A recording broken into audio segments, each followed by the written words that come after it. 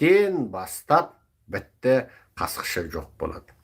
Сауд Арабияның Стамбулдағы консулдығына кірген із бар, шыққан із жоқ. Ал Түркия өкіметі оны біле тұра ештеңе істей алмайды. Себебі елшілік пен консулдықтың территориясы сол елдің территориясына тән. Ол Түркия жерінде болғанмен Сауд Арабияға тән территория. Ол жерде Сауд Арабияның консулдық қызметкерлері, Сауд Арабияның үкіметі не істейм десе өзі біледі. Сонымен Түркия бұл жерде шарасыз тұрады.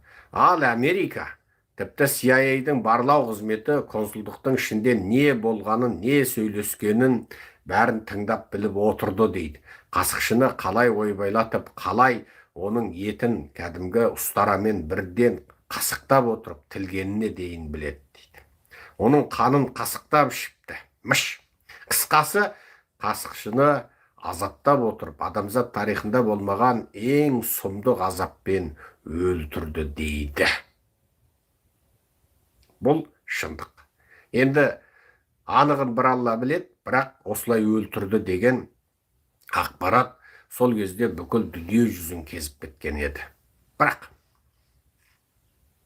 бұл оқиғада Трамп 45-ші кезегінде де үнсіз қалды, ал осы жолы ресми түрде үнсіз қалды. Ал 46-ші кезекте президент Байден осы оқиға үшін Сауд Арабияны айыптап келген болады. Ол Сауд Арабия туралы үнемі олардың диктаторлық саясаты, олардың ақпаратты тұншықтырғандығы, анау мынау туралы өте көп нәрселерді Байден айтты. Себебі Байден Американың демократтарының үлгісі.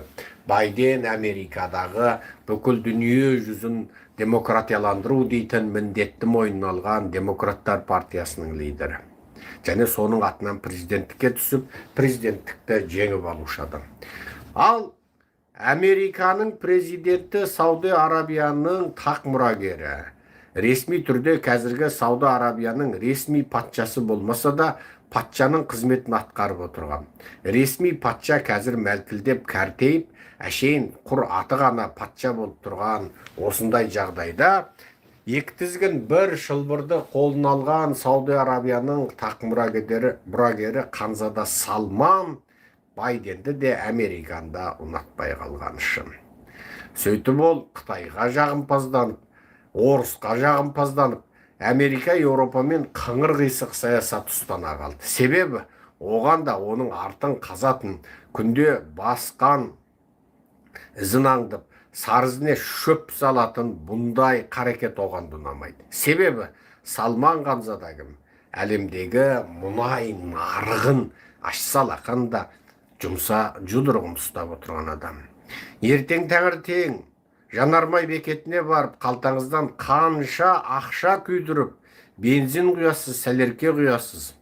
Үйіңізде шай қайнату үшін газды қаншалықты жағасыз, және оған сіздің қалтаңыздан қанша ақша кетеді. Оның барлығы осы Салман Ханзаданың көңіл күйіне байланысты. Егер Ханзадаңыз мұнайдың бағасын, газдың бағасын түсіріп жіберейін десе, түсіріп жібереді. Демек, сіздің үйдегі бір шәугім шайды қайнатуға кеткен ақшаңыздың да құны азая түседі. Бензинге құятын ақшаңыз да кеми түседі, қалтаңызда тұрады көбі. Ал мұнай мен газдың бағасын өсіріп жіберейін десе, ол досы Салман Ханзаданың көңіл күйіне байланысты. 300 тоқалының гареміндегі қалың бәленбаймын кәнизегінің біреу сол күні Ханзаданы разы қылып, таңертең көзі жайнап, машалла, машалла деп орнынан тұрған күні Ханзадаңыз разы болса, мұнайдың да, газдың да, бензин сәлеркенің де бағасын түсіре салады. Ал ол күні Ханзадаңыздың шекесі тырысып, сіркесі су көтермей тұрса, онда мұнай газыңыздың бағасын өсірем десе өсіре салады. Демек, сіздің әр күні қайнатып ішкен шайыңыздың құны да қымбаттап кетеді. Машинеңізге құйған әр литр бензиніңіздің бағасы да қымбаттап кетеді. Міне осының барлығы осы Ханзадаға байланысты еді. Сонымен қасықшыны өлтіріп, орданың ішіндегі былықтарды әшкерелейтін болсаңдар, күнің осы болады деп араб тілді медиадағы арабқа қатысы бар журналистердің біразына жаңағы тидау салып үлгерген Салман Ханзада енді өзімен бәсекелес болатын, таққа таласатын Ханзада сұлтандардың барлығын ығыстырып, бүкіл байлықты да, билікті де өзінің екі тізгін бір шылбырында тұтасымен өз қолына алған кезде, орданың екі тізгін бір шылбыры Салманның қолына өткен кезде, Трамп бұл мәселеде 45-ші кезекті президенттік кезінде де үнсіз қалған болса, осы жолы ресми түрде Сауди Арабияға барғанда өзінің көзқарасын ашық айтты. Яғни біз енді баяғыдағы CIA-дің америкалық глобалистік көзқарастарды бүкіл дүниеге экспорттау сияқты міндетін біз жалғастырмаймыз дегенді Трамп ашық айтты. Яғни сендер өз мәдениеттеріңмен өмір сүріңдер, өздерің осындай жүйені жақсы көрсеңдер, енді өздерің не қылсан етіп нете беріңдер дегенге ашық келді. Яғни сендерге демократия орнатамыз деп, түрлі түсті төңкеріс жасаймыз деп, Америка ендігәрі басын ауыртпайды деді. Араб төңкерісі, араб демократиясы дейтін бір затты барлықтарыңыз естіген боларсыздар. Бұл түрлі түсті төңкеріс дейтін бұл сөз бүкіл диктаторлардың үрейін ұшырған сөз. Дүние жүзінде диктатор атаулының барлығы Американың CIA жағынан, немесе Америкадағы USAID жағынан берілетін қаржыға көмекке сүйеніп, өздерінің елдерінде қандай да бір демократия төңкеріс жасап қою мүмкін, адамдарға еркіндік, теңдік туралы, адамдық құқық туралы ақпарат айтып қою мүмкін дейтін барлық нәрседен үркіп қорқып отырады ғой.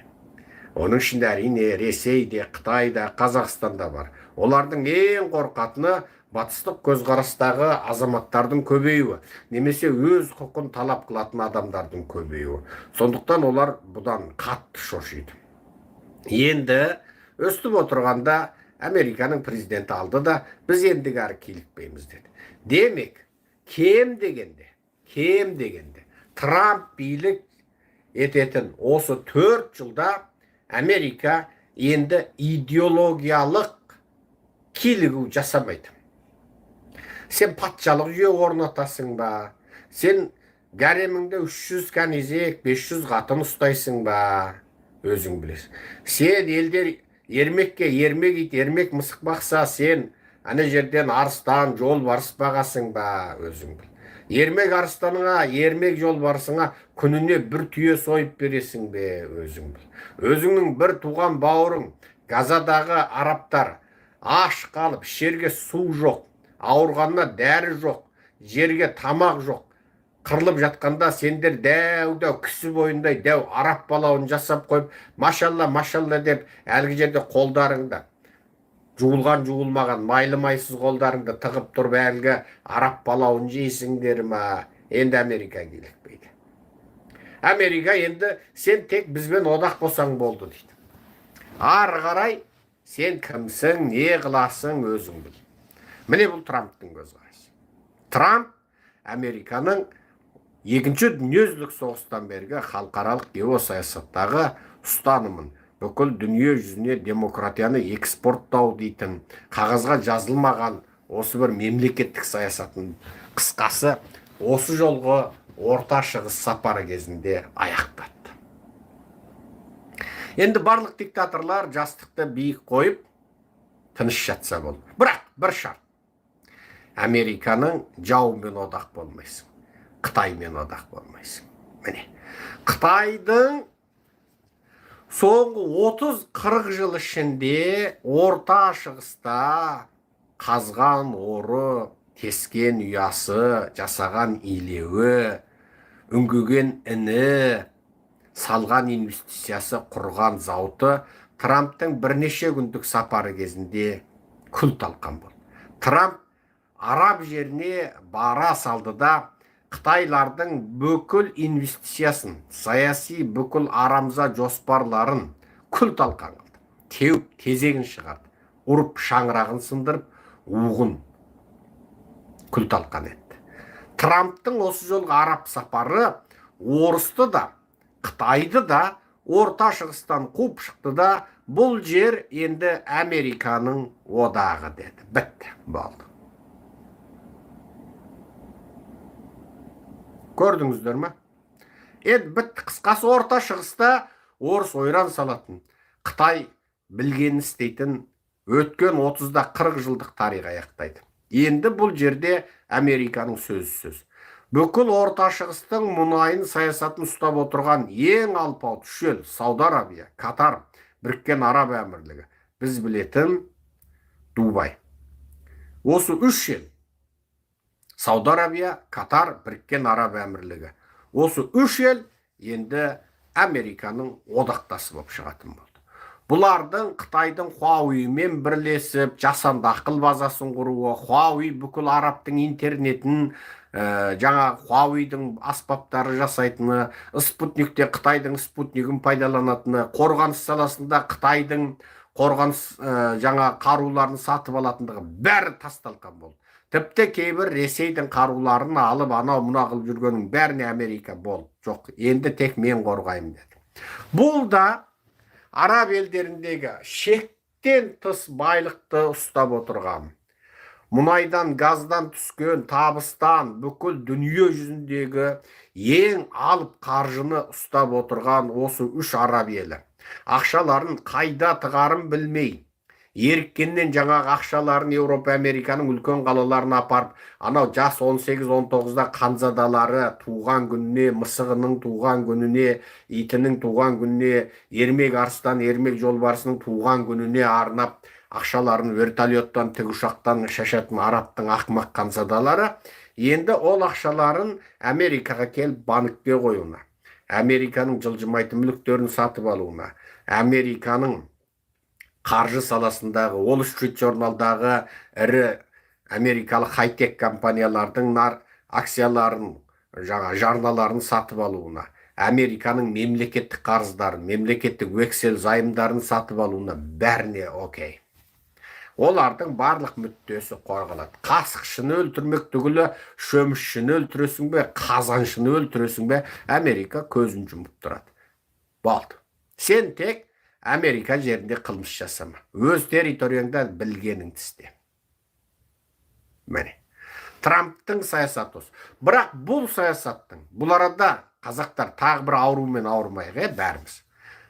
Өзімізді мына дүниедегі бір әділ қазы, әділдік орнатушы, анау какай, мынау әйей, анау жаман, мынау жақсы, о деген өрелге қоймайық. Ол жаратушының құзырындағы шаруа. Сізбен біз ештеңе шеше алмаймыз.